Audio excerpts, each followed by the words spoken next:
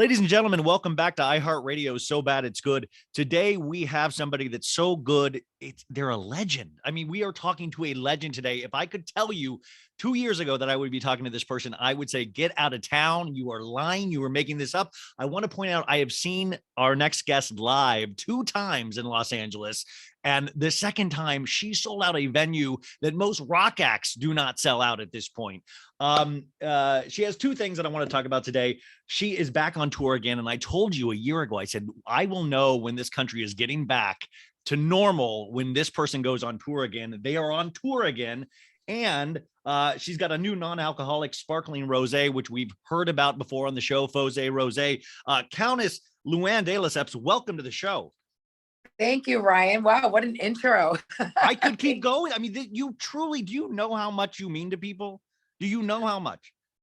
Oh, that warms my heart and really humbles me because, I love my fans. I always say that they turn it out when they come to my shows. They get dressed in Giovanni. They got their sequins on. They got the statement necklaces going. They turn it out for me, and I love that. And so it's just great to be back performing live after what we've been through, and to be coming back to Los Angeles as well. I'm playing the El Rey in June. You have I think you have 3 or 4 nights. You have 4 nights at the El Rey. I think I'm going to go to all 4. You're going to be my new Grateful Dead, where I'm just going to follow you on every show. I said, you do 4 nights, and that is a beautiful theater in Los Angeles. Yeah, I love it. I've never played the El Rey.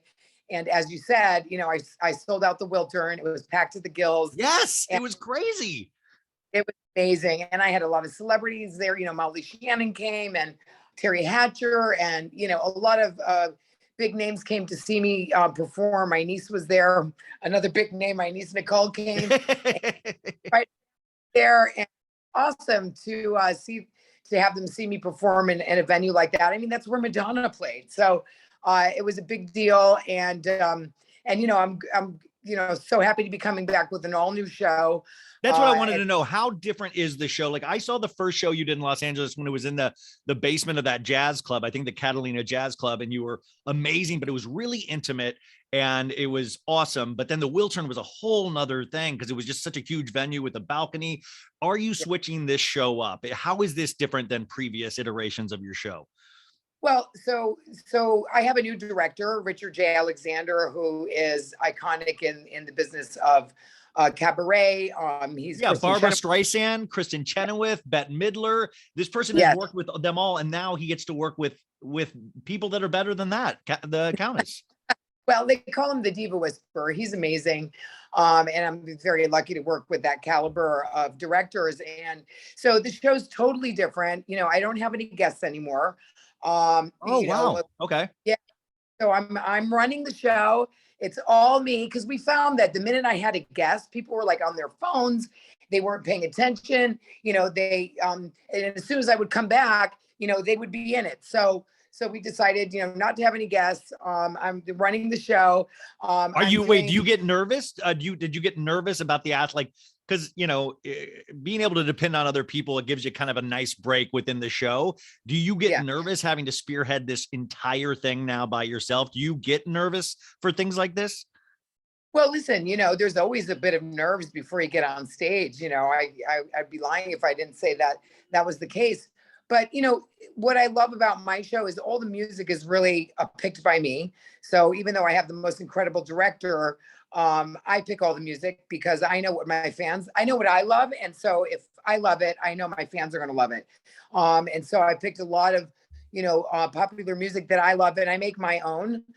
So I change the lyrics. I mix different songs together. I always do a Q&A with my audience, which my fans love. So we get to talk Housewives. I show some amazing clips from the past, from the present, classic songs. And I've got video packages, and it's just a really fun trip with me. You're basically in my living room, and, fasten your seatbelt. I'm the hostess, and I'm going to entertain you, I truly, you really do this. They were 2 of I go to so many concerts, and they really were. I kept talking about on the show some of the especially the Wiltern show was so much fun. Like your audience, the people that go to these things, that's what's great, because we get to see you and then we get to meet each other too. And it's like this really kind of great communal experience that I highly recommend for people if you really want a fun night out. Right. Well, and that's what I love too. It's like, when you go to a show, like you go to a Broadway show, you don't really have anything in common with the audience, right? Except for the love of what you're seeing. But it's not water cooler talk. It's like, you get to come, you get to, you meet people who are like-minded into the Bravo world and universe, and into the Housewives. And so already you share this love and stories that because, you've seen it on television. You have gotten to know me through television, or at least a part of me. And what my cabaret show does is you get to know a different side of me that you don't get to see on television. So that's what I bring to the stage. There's a lot of great music, great does it ever worry you though, like because we think we know you, we think like after this many seasons of New York, after you've shared and you've been so open about your life, we all come and you're almost, and I know this sounds weird because you're above us in a lot of ways, we think of you as family. Like we think of you like, is that kind of weird to be perceived that way, where you could be walking down a street or and we feel like you've been in our living rooms for so many years now? How weird is that for you though to deal with on a daily basis? Well, listen, I just feel like I'm connected to the fans. I don't ever think of myself as, as on another level. I do. I'm saying I think of you. I don't think you do. I'm full of flaws too. But I love I love the fans. And, when people come up to me, it's always very positive. I never get, wait, you're not Ramona, by the way. You're Ramona. Your Ramona gets crap. You probably get everybody wanting to hug you or something. I know it's pretty awesome. The fans are great, and I love that. So I get so much love from the fans. I always say I can trip and fall, and my fans will be like, "That was done so elegantly, Countess."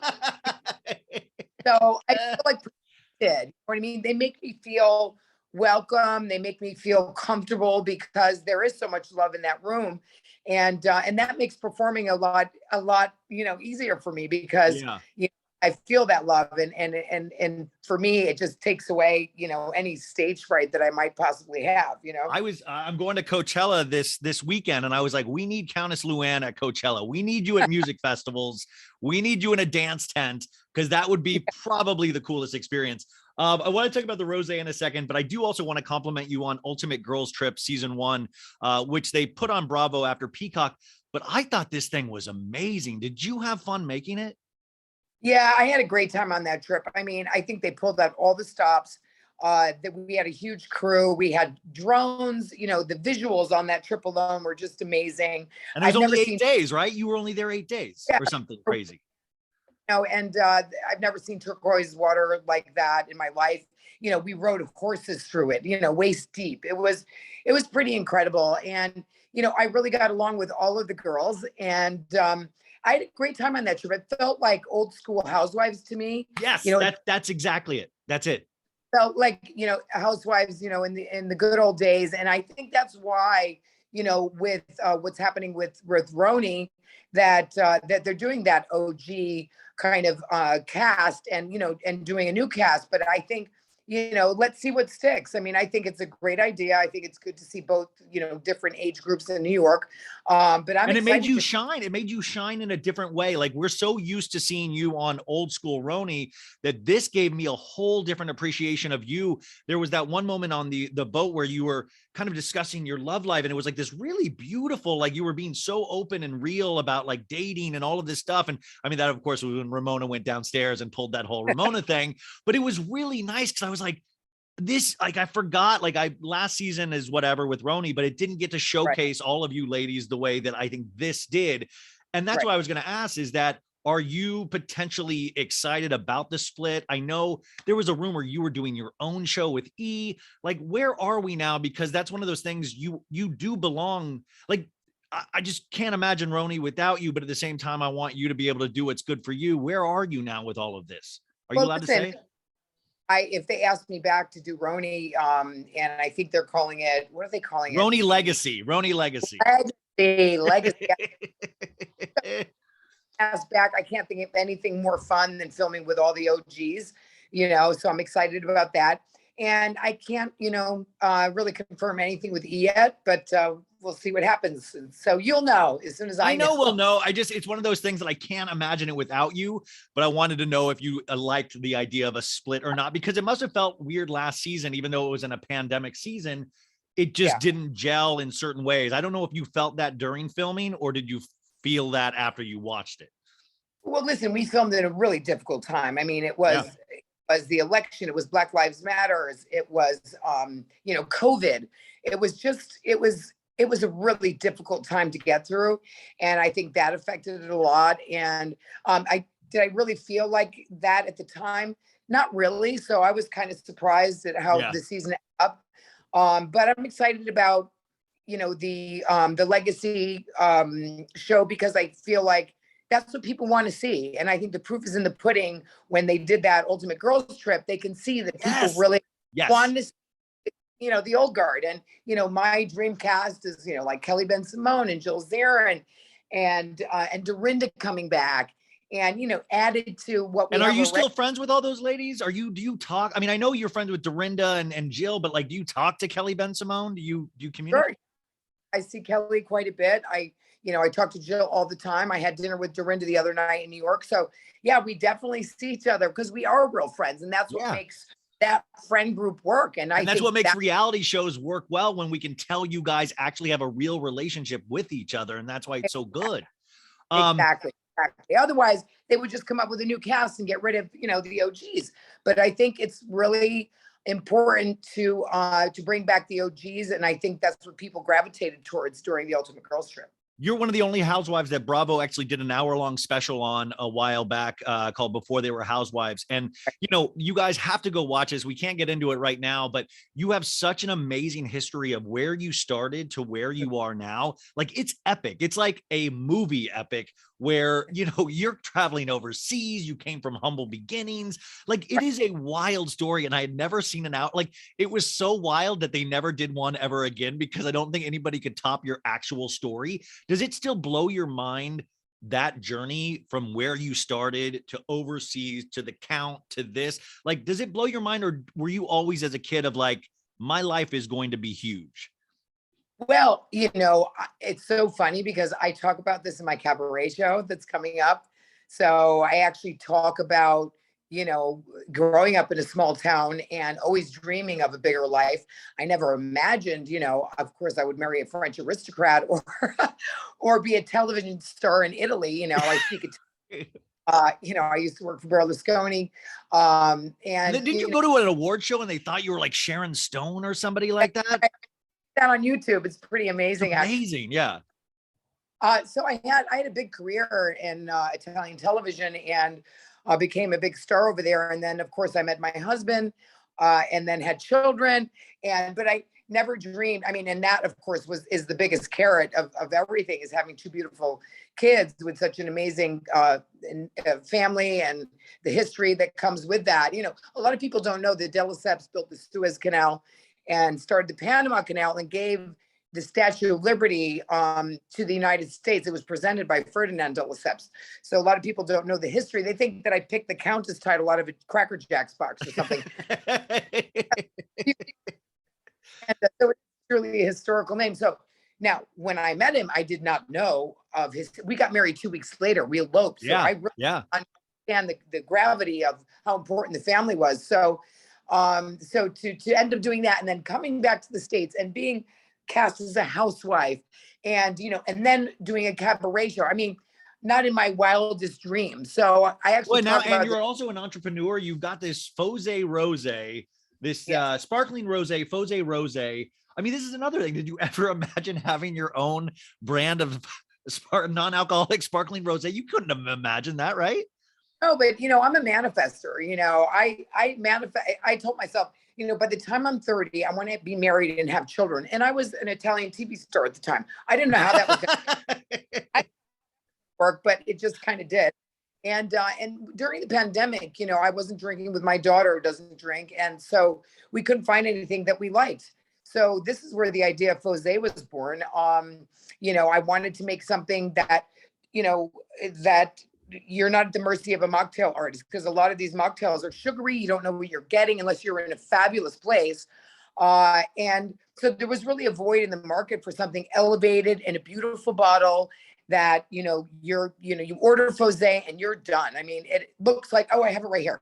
It looks like, look, it just happened to have. Every girl would love this on their counter. Like, come on. Well, it's not only is it in a beautiful bottle, it is filled with beautiful ingredients. It's natural tannins, oak, vanilla, rosemary, shashanda that is good for your nervous system. So it's got great health benefits, and it's also low calorie, and it is delicious. So, the proof pudding, which is, people come to my show. I work really hard on my cabaret. So when they come, they're thrilled because it's a great show. And when they get the Fose, they're thrilled because it really is delicious. And you don't have a hangover the next day, which is, as I get older, that's the worst thing about drinking for me now, is that the hangover is just too much. Like, these are the things that actually kind of take away the stigma. If you can actually drink something that's tasting good, that's beautiful, that has beautiful ingredients, that actually kind of is a really great option to have when you go out at night. Oftentimes it's just about having a drink in your hand, Exactly. And it's not for people, just for people that don't drink. I mean, you can have a glass of rosé and have a glass of Fose and hydrate. You know what I mean? So you can mix. I've seen people put vodka in it. It's a good mixer as well. Okay, that's good. So you could actually use it for both.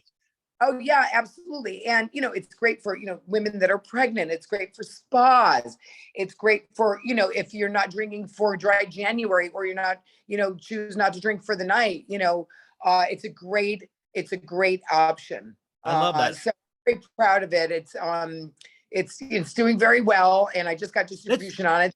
Yeah, I want this to do real. Like, this is one of those things, like, we support you, so we want to do this very well. So we got to go out and get this. We also got to go to see the shows. I only have a little bit more time with you, so I wanted to talk a couple more things. I said you were coming on to my listeners, and the number one question is the government studying you because you're aging backwards? Like, it really is truly ridiculous how, like, if you look at the earlier seasons, you do look younger now than you do at the beginning. Like, what's happening? Do we need to study you? Oh my God, you're so funny, Ryan. So, listen, I think that the longer hair, people are loving and finding that I look younger with longer hair. I don't know. I actually am thinner than I was then too.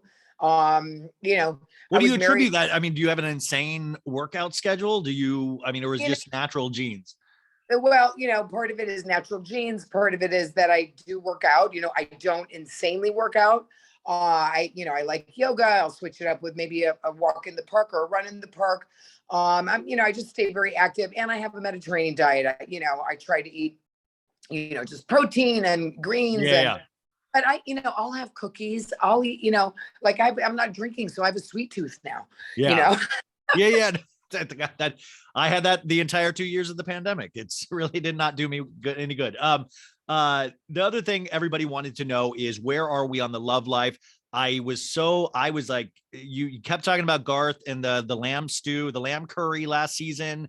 But we are very invested in your love life because we want the best for you. Where are we now? Are you allowed to share anything about who you're dating? Well, sure. I mean, I'm dating right now, and I don't. Well, you're not on any apps, are you? We couldn't find. If I go to New York, I couldn't find Countess Luann on like Hinge or Bumble or anything like that. Well, no, I got off of the apps after the pandemic. I met Garth on an app, but I just feel like now that we can go out and enjoy each other, without the use of a device, it's quite nice. So I'm actually enjoying meeting people and being set up by girlfriends. I actually ran into an old boyfriend of mine from England that came to New York, and so we had dinner. So I'm dating, like I said, nobody I want to introduce to my kids just yet. But listen, I'm very busy right now with my cabaret shows. Yeah. So this summer is going to be it, Ryan. This summer is this is the summer. Well, because I always just imagine like you going out, like I mean, even we saw on the Ultimate Girls Trip with that dude that Ramona was after, and then he kind of it seemed like he kind of liked you, even if he was even going that way, kind of like you more. And I just wondered what that's like to go out with your girlfriends and you. I don't know how to say this politely, of like if you are aging backwards. I just think if you go out with people like Ramona and stuff, you're going to get the majority of the attention. Is that ever weird for your girlfriends where they're like, we don't want to go out with you because you might get more attention than we will? Well, I don't have girlfriends like that. That's good. That's good. Well, you don't have 50 girlfriends like that? Okay. Right now, and Ramona, listen, she's a type, you're either Ramona or you're going to go for me. So listen, I think that weeds out people quite, nicely. Yes. And Ramona, you'd be surprised. Ramona has no problem, picking up guys, so. No, we've seen. Where are you with Sonia lately? Sonia has been traveling quite a bit. I think she's been spending a lot of time, doing appearances. She's doing her own little comedy show now. So I'm happy for her. Sonia and I are in a good place, and I love Sonia, and I'm always there to support her, and she does the same for me. So we've got a great relationship. Sonia and I are old friends.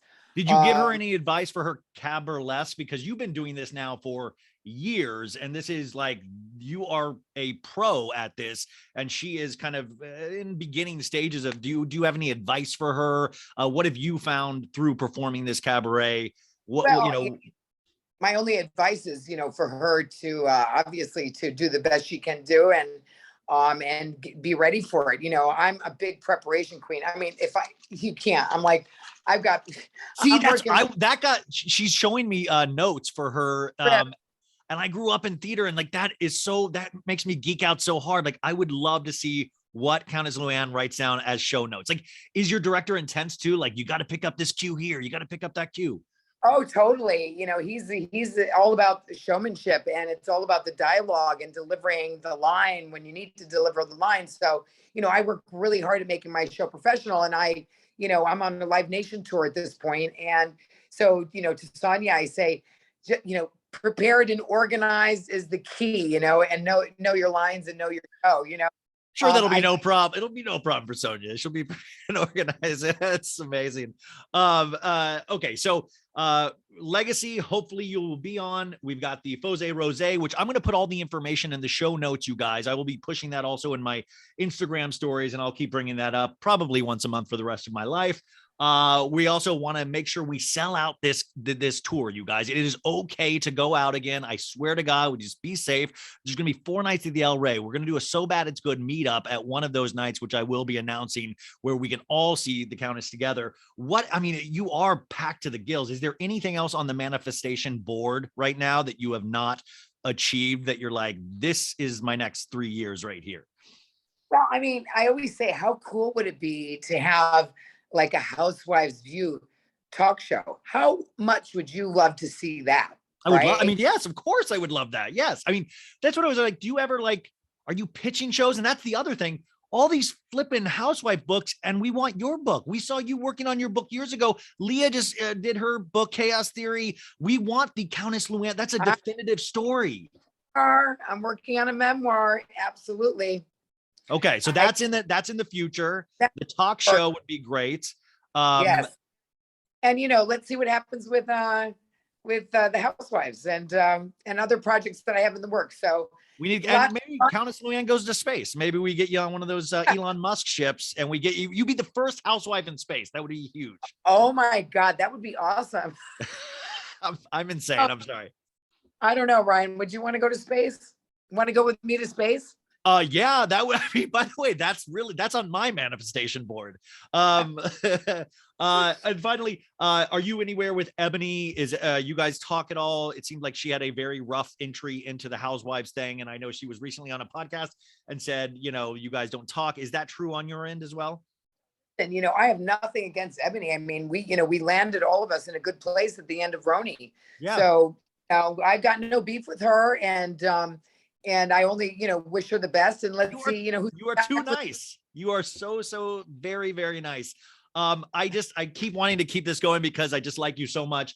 But thank you so much for this time, because I've been watching you from day one. I remember the first time I saw you on the show, and this is so cool because you actually have, I want to point this out to everybody. She's got this whole other life outside of the Housewives that I think is so cool. Like, you were performing in venues that I see, like acts that I've followed my whole life, and you were there and you were selling them out. And it's just a really special thing that is very unique to you now. And I just can't wait for you to keep going with this. Thanks, Brian. When I first started Cabaret, I had no idea that there was really a void in the world, right? In that space. I did this show because it was what I wanted to do. I didn't realize that it would take this Cabaret, tour in space and the universe. And I'm thrilled because, like Cheetah's gone and Liza, and not gone, but they're not performing now. Have you ever met Liza? I wanted to know. Yeah. You did? I went to Liza's birthday in New York. I met Liza the first time I did a show. I was part of a show at Town Hall in New York City, which was for Broadway Cares. And that's where I met Billy Stritch, who's my musical director. This time around, I had Brian Nash because Billy's on tour as well. But I met Billy Stritch that night. And my publicist goes, Luann, you just have to go on and sing that one song that you sang with Natalie Cole. Remember when I sang L-O-V-E? Yes, totally. Goes, go on and do L-O-V-E. You'll be great. I walk in and it's Cheetah Rivera, Liza Minnelli, and Lucy Arnaz. I'm like, I'm gonna kill you. I would have walked right back out. Oh my God. I was so scared. And and Billy Stritch goes, don't worry, Countess, I got you. And you know what? I kind of killed it. And Liza, when I got off the stage, she goes, good job, honey. Just like that. And it was an amazing night for me. And then I got invited to her birthday party. So those are the moments you'll never forget for the rest of your life, no matter how big you get. Like somebody like Liza Minnelli saying good. I mean, that's truly incredible. And I think you're going to have a lot more people saying similar things in the future. So please keep on going.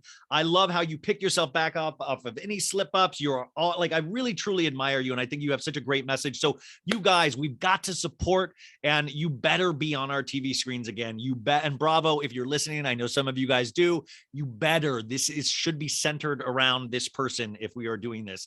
Luann de Lesseps, this has just been such a huge honor. So thank you so much. Brian, thank you. It's been an honor for me too. I can't wait to see you.